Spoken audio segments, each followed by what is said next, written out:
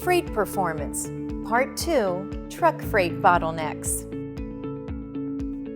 The National Highway System promotes economic vitality throughout the country as part of a robust national multimodal freight network.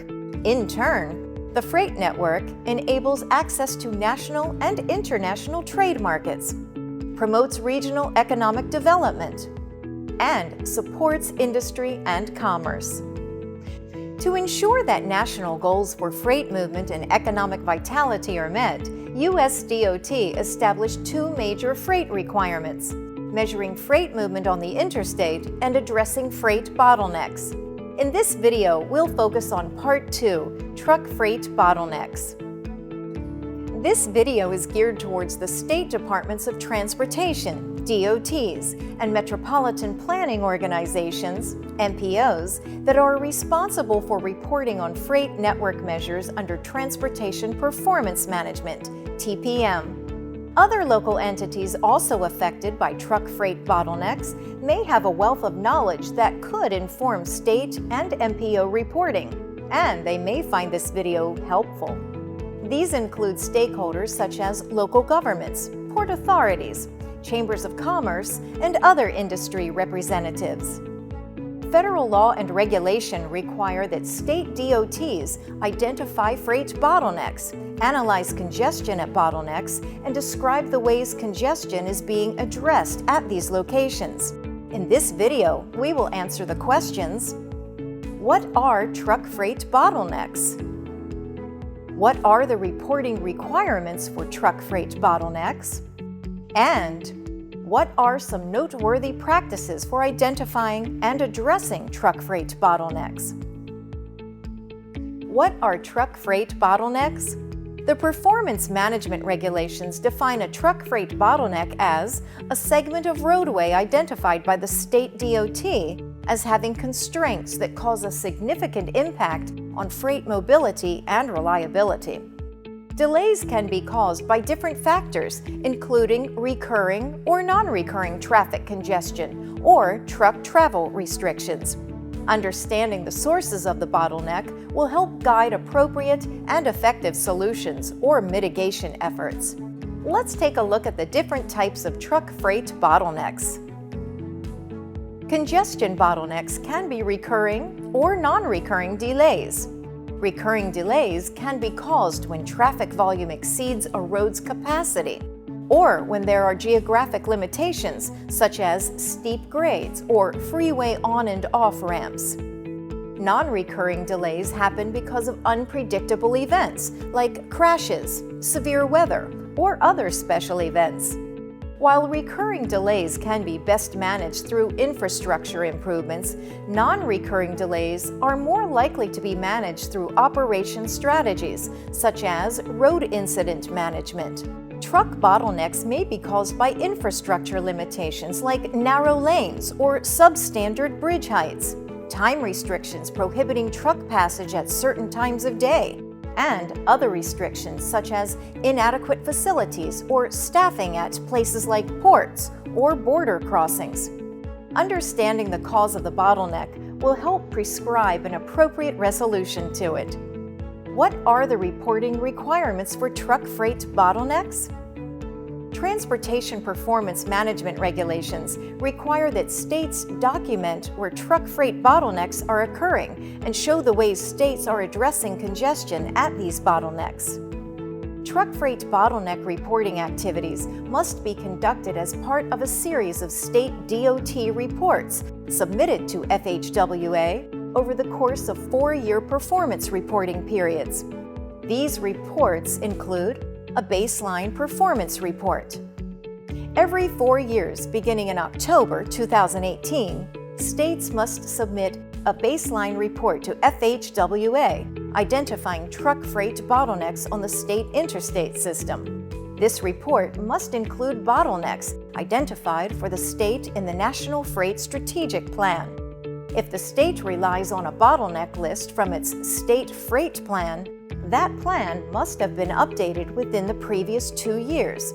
If the latest state freight plan update is older, the state must update the bottleneck analysis. mid and full performance period progress reports. States must provide a discussion of progress in addressing congestion at truck freight bottlenecks in the mid-performance period progress report and the full performance period progress report, respectively.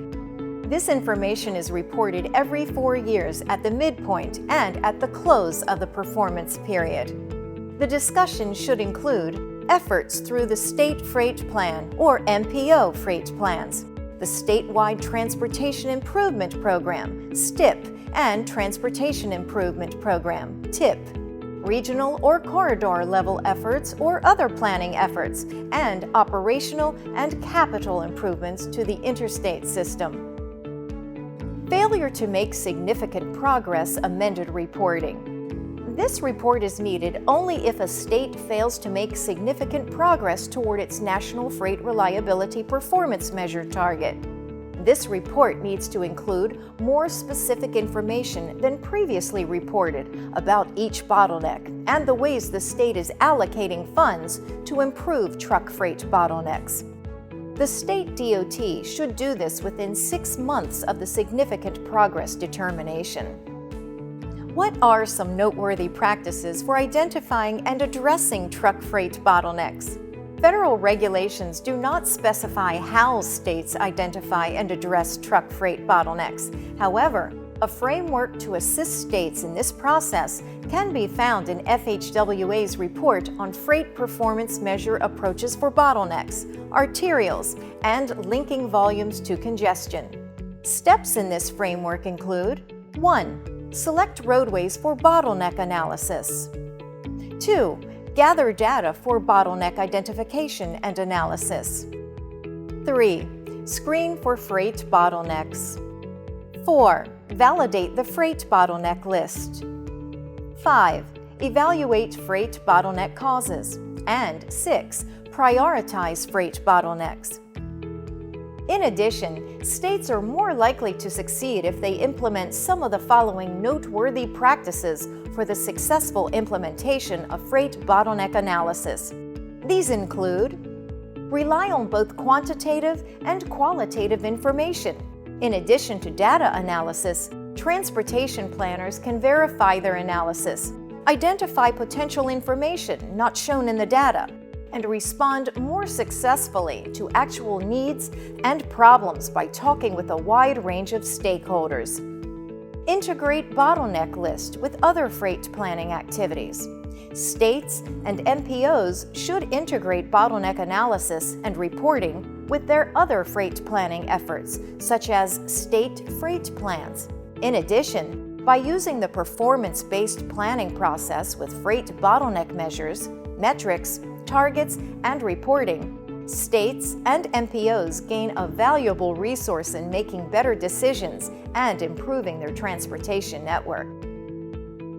Tailor the bottleneck identification process to state and local needs. State DOTs and MPOs can and should choose bottleneck identification methods that match the traffic characteristics, infrastructure constraints, and impediments to efficient freight movement in their state. Engage district staff and external stakeholders. Local staff and external stakeholders from industry and commerce can provide valuable, on-the-ground insights to both freight bottlenecks and opportunities to improve them. While reporting may happen at the state level, engaging these other stakeholders gives you better information about factors such as geographical issues, types of industry, and land use changes. Engaging them will contribute to better outcomes. Overall, improving the reliability of freight movements on the interstate system could reduce costs and enhance the productivity of industry and commerce in the United States. As noted previously, the top priority for the freight industry is reliability. A separate video is available that describes the analysis and reporting on freight bottlenecks, which focuses more on making strategic investments to address capacity problems at key choke points in the system. For more information, please download the companion resource on the TPM part of the FHWA website at www.fhwa.dot.gov/tpm/videos. Working together, we can provide strategies to improve our nation and people's lives through great transportation planning.